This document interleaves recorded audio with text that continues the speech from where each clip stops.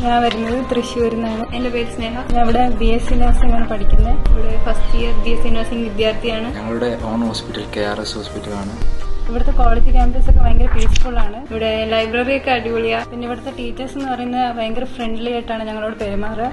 പഠിപ്പിക്കുന്നതൊക്കെ നന്നായിട്ട് മനസ്സിലാവുന്നുണ്ട്.